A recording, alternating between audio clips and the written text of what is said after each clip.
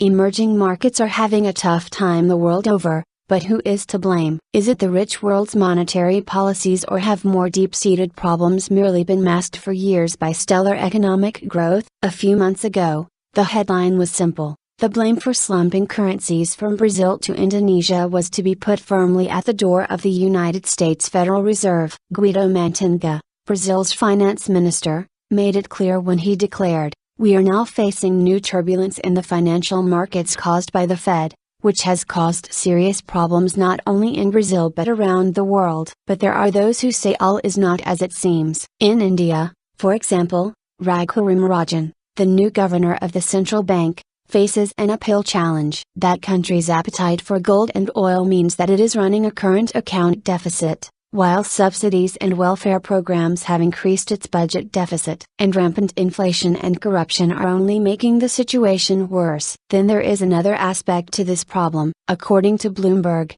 emerging markets, with the exception of China, have more than $2.8 trillion of currency reserves. But it seems that they are saving that money and using interest rates to stop the outflow of money, which is failing to have the desired impact of slowing a rout in currencies. At the G20 in St. Petersburg, BRICS nations pledged to create a $100 billion pool of currency reserves to protect themselves from any shocks. Despite that pledge, China and Russia stressed the need for nations to look within to rebalance their economies, thus ruling out bailouts. Indonesia is a key example of the troubles afflicting emerging markets. Until a year ago, its economy was doing well, but now its currency has plunged, growth is slowing and inflation is increasing rapidly. The government has announced new economic measures, including the easing of regulations and tax deductions, in a bid to restore investor confidence. But will this be enough to fix one of the most important economies in Asia? On this edition of Counting the Cost,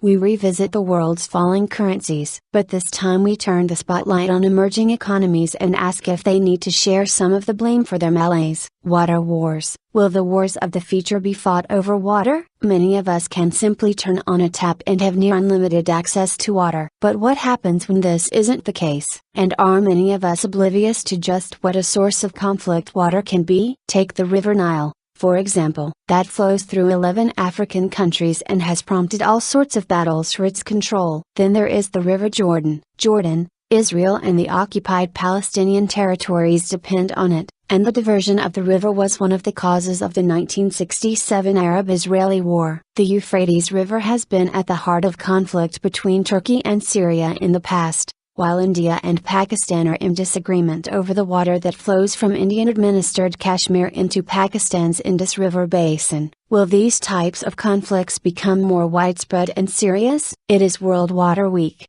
so Counting the Cost decided to take a closer look at a potential source of conflict: Africa's aviation hub. If you think of an aviation hub, what comes to mind? London's Heathrow for Europe, Changi Airport in Singapore, or Dubai in the Middle East?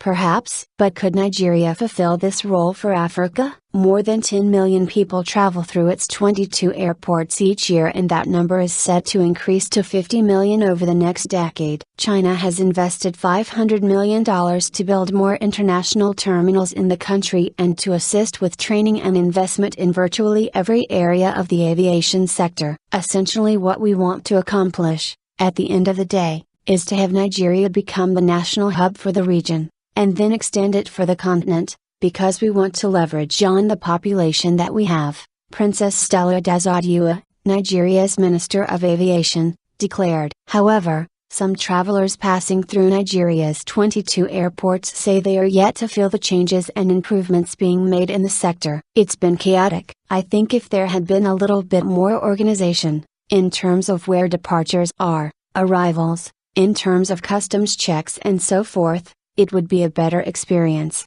a passenger named Prithvi told Al Jazeera. Analysts say previous governments have not been committed to improving the aviation sector, but that this administration is investing heavily in infrastructure and training to get its ambitious ideas off the ground. So, will the Nigerian government achieve its goal? And if it does, how could this impact the Nigerian economy?